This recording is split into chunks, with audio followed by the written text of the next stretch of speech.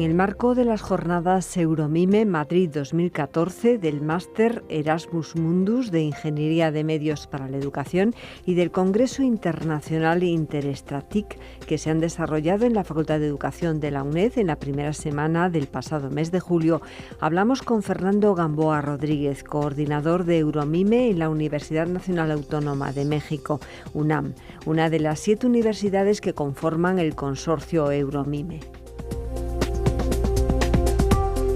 Ingeniero en computación, maestro y doctor en ciencias de la computación, Fernando Gamboa es académico de la UNAM, responsable del proyecto del Aula del Futuro, con una extensa trayectoria en el ámbito de la docencia y la investigación, vinculada a la ingeniería artificial, la cibernética, los sistemas expertos y tecnologías de la información, pero también a la gestión. Secretario de Innovación Educativa en la Coordinación de la Universidad Abierta y Educación a Distancia de la UNAM, hasta hace poco, es coordinador de la Comisión Científica de Virtual Educa, iniciativa gestionada por la Organización de los Estados Americanos. Hablamos con Fernando Gamboa de sus proyectos más recientes.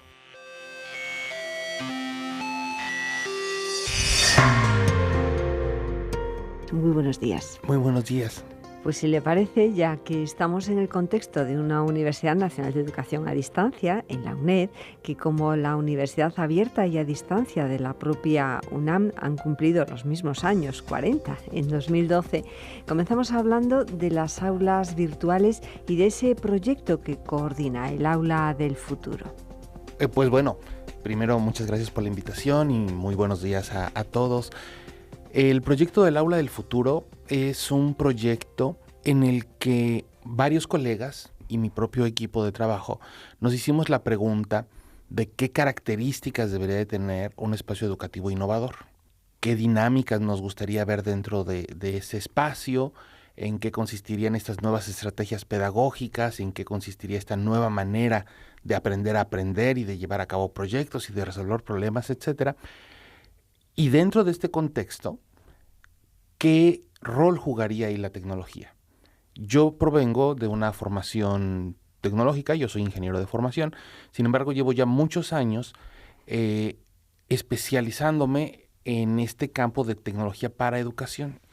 Y creo que después de todo este tiempo he aprendido a establecer un diálogo con mis colegas más de corte pedagógico, psicológico.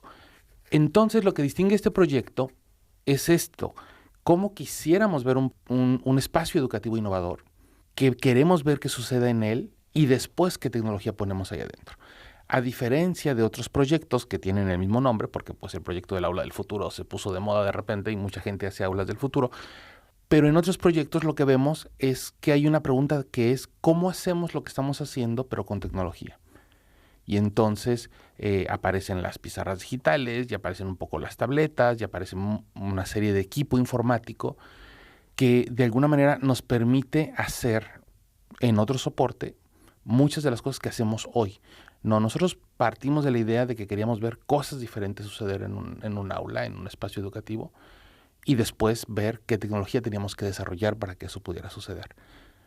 Y entonces nos dedicamos a desarrollar espacios colaborativos, espacios interactivos, nos dedicamos a ocultar la tecnología dentro del aula, que uno entre al aula y no tenga la impresión de entrar a un laboratorio de informática, a un laboratorio de cómputo, les decimos en México, sino que el aula se siga viendo como aula y la tecnología se haga presente solo cuando necesitemos usarla, etc. Entonces, tiene una serie de características que creemos que la hace diferente y que hace una propuesta cuando menos muy complementaria a lo que se ve en otros trabajos. ¿Y qué relación tiene con las aulas virtuales? Porque usted ha trabajado, y bueno, ha sido coordinador durante muchos años del Laboratorio de Interacción Humano-Máquina y Multimedia y además vinculado pues a ese Centro de Ciencias Aplicadas y Desarrollo Tecnológico de la UNAM. Y bueno, siempre trabajando en estas interacciones entre la tecnología, las personas y la educación. Me gustaría que nos hablase también de esa parte más virtual que a veces pues parece menos humana. Sí, también durante 4 años fui secretario de Innovación Educativa en la Coordinación de Universidad Abierta y Educación a Distancia de la UNAM. Y lo que Lo que vemos en el panorama, no solo yo, sino bueno, lo que se puede leer en mucha de la literatura especializada, es que educación a distancia crea estas aulas virtuales en donde los estudiantes encuentran los materiales y donde encuentran las actividades y donde encuentran un punto de contacto y de comunicación y con sus profesores y con sus compañeros. Y sin embargo, estas plataformas, estos sistemas o estas aulas virtuales han ido evolucionando para convertirse cada vez más en sistemas más flexibles y más abiertos, ¿no? Alguna parte de la literatura llama esto los sistemas personalizados de aprendizaje. Yo lo que veo venir es que en vez de usar una única plataforma, en realidad vamos a usar muchas plataformas diferentes y cada quien va a escoger las que más les gusten. En ese sentido, mucho de lo que nosotros estamos haciendo en el aula del futuro son sistemas que permitan colaborar, tanto si estamos cara a cara como si estamos a distancia. Son sistemas que plantean otra manera de trabajar en equipo, de trabajar con otros compañeros, de establecer relaciones y de juntos llevar a cabo un trabajo que no tienen la forma clásica de un aula virtual, sino que otra vez está como más integrado a mi vida cotidiana y desde ahí puedo colaborar con mis compañeros. Entonces es parte de la investigación que estamos haciendo. ¿Qué forma deben de tomar estas nuevas herramientas que no separen tanto mi vida académica de mi vida personal, que no me aíslen, que no dejen este problema de lo que ocurre en el mundo académico está dentro de una burbuja, dentro de una estructura, y el mundo exterior es otra cosa, sino que sean paredes más porosas y que desde mi vida cotidiana entonces yo pueda mantener este contacto con mi vida académica. Esto toma nuevas formas como mi espacio de trabajo, por ejemplo, físico, en mi casa o en mi trabajo o en donde yo esté. Mi espacio de trabajo todo completo se vuelve diferentes maneras de interactuar con mis compañeros y con mis profesores. Entonces es como tratamos de vincular lo que ocurre en educación a distancia con lo que ocurre en estos nuevos ambientes de aprendizaje. La verdad es que es muy interesante y además cuestiones que interesan a toda la comunidad universitaria en cualquier país, porque en este momento hasta las universidades más tradicionales pues están compaginando la presencialidad con la virtualidad.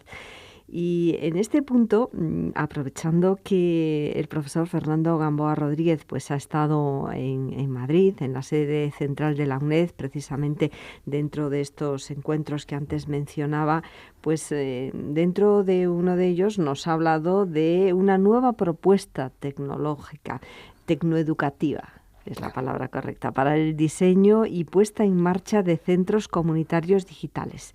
Otra línea de investigación, otros trabajos que además están dando muy buenos frutos dentro y fuera de la academia. Me gustaría que nos hablase de ello, profesor. Sí, con mucho gusto. En México, pero yo diría en general en toda América Latina, ha existido desde hace no menos de 15 años esta preocupación por acercar las tecnologías de la información y la comunicación a poblaciones que por diversas razones permanecen marginadas de ellas. Puede ser por razones económicas, puede ser por razones geográficas, puede ser por una serie de razones. No es fácil todavía que toda la población tenga acceso a los beneficios que estas tecnologías ofrecen. Y entonces ha existido una preocupación por generar estos centros comunitarios digitales donde entonces estas comunidades apartadas puedan tener acceso a las tecnologías y a partir de ello tener un progreso social, obtener un mayor bienestar. Sin embargo, muchos informes han mostrado que si bien hemos avanzado mucho en conectividad, no está completo, por supuesto no está saldado, pero se ha avanzado mucho en llevar comunidad a zonas alejadas y llevar estos centros comunitarios a zonas verdaderamente marginadas de nuestros países. Esto no ha tenido todavía un verdadero impacto en la calidad de vida de estas comunidades. A principios de este año, el gobierno federal de mi país, de México, se acercó a nosotros con el planteamiento de generar una nueva red de centros comunitarios.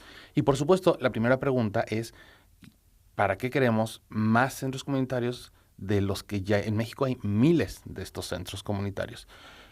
Y lo que planteamos es sí hagamos una nueva red, pero hagámoslo bajo un planteamiento diferente entonces. Hagamos una nueva red de centros donde lo que se ofrezca no sean servicios informáticos, sino lo que se ofrezca, que sí los va a haber, ahorita voy a explicar cómo sí los va a haber, pero lo que se ofrezca es una ayuda a que la gente aprenda a resolver problemas cotidianos y que para esto entienda cómo las tecnologías le pueden ayudar a resolver estos problemas cotidianos.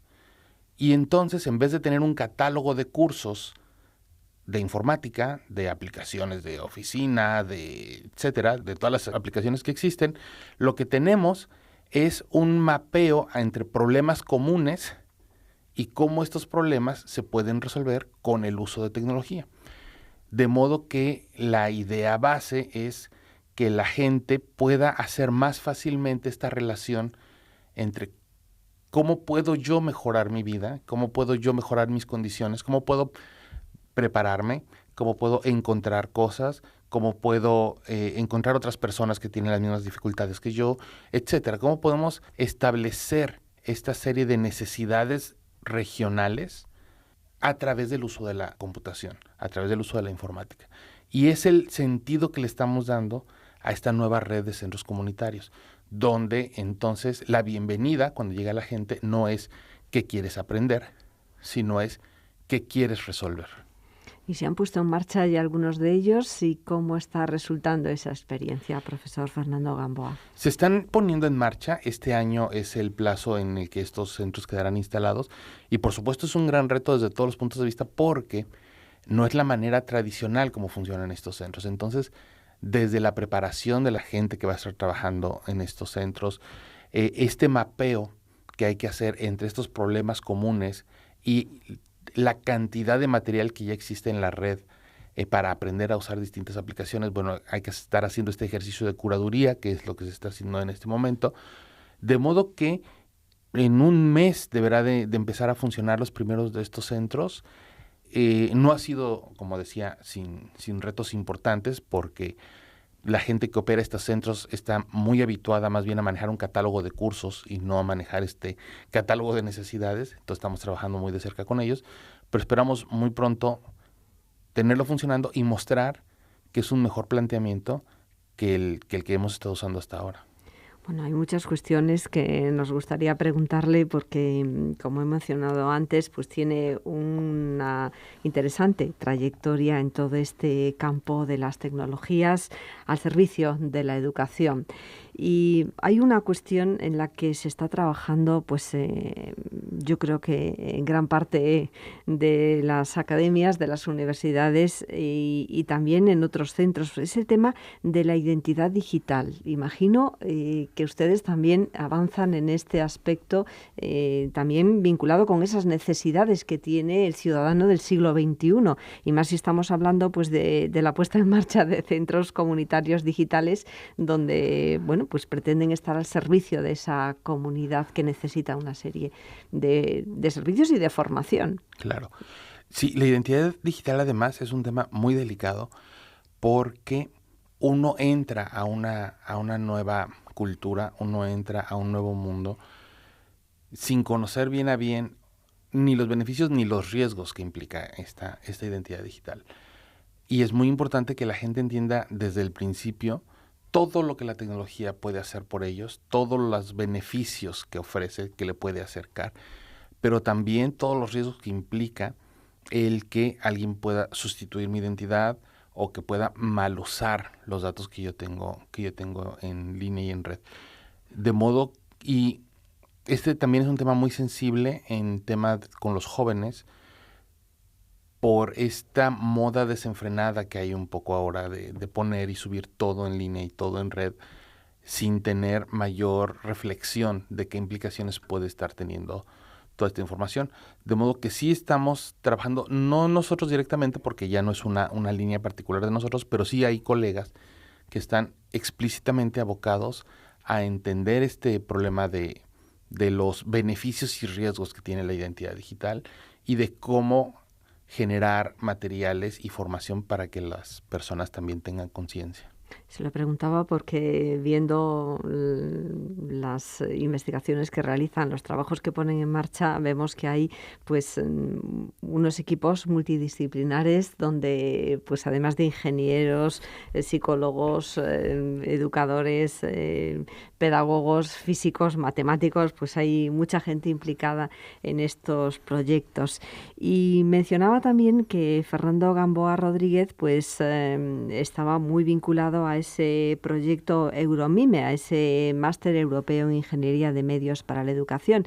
Es mucho más que un máster, porque en este momento hay 3 grandes másteres que forman parte de ese proyecto inicial y varios países que conforman varias universidades que conforman ese, digamos, pues consorcio Euromime, y el profesor Fernando Gamboa Rodríguez pues es el coordinador de Euromime en la Universidad Nacional Autónoma de México.